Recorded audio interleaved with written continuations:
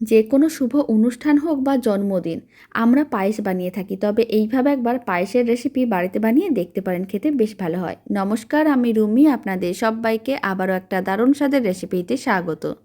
প্রথমে 100 গ্রাম গোবিন্দভোগ চাল নিয়েছি। চালগুলোকে খুব ভালো করে জল দিয়ে ধুয়ে নিতে হবে। খুব ভালো করে ধুয়ে এক সাইডে রেখে দিলাম। কড়াইয়ের মধ্যে 1 লিটার দুধ নিয়ে নিলাম। দুধটাকে হাই ফ্লেমে ভালো করে গরম করে ফুটিয়ে নিতে হবে। এখন দুধের মধ্যে 100 গ্রাম গুঁড়ো দুধ দিয়ে দিলাম। লো ফ্লেমে গুঁড়ো দুধটা খুব ভালো করে মিশিয়ে নিতে হবে। দুটো তেজপাতা দিয়ে দিলাম আর দিয়ে দিলাম 3টে এলাচ, আর ধুয়ে রাখা গোবিন্দভোগ চালগুলো দিয়ে দিতে হবে। আর আমি দিয়ে দিচ্ছি গুড়ের বাতাসা। এখানে 200 গ্রামের মতন গুড়ের বাতাসা দিয়ে দেবো। তারপর সমস্ত কিছু ভালো করে মিশিয়ে নিতে হবে আর দিয়ে দিচ্ছি কাজু কিশমিশ। খুব ভালো করে মিশিয়ে নেওয়ার পরে মিশ্রণটাকে ঘন করতে হবে আর ফ্লেমটা মিডিয়াম টু লোতেই রাখতে হবে। যখন মিশ্রণটা ঘন হয়ে আসবে তার মানে বুঝে নিতে হবে পায়েসটা রেডি হয়ে গেছে।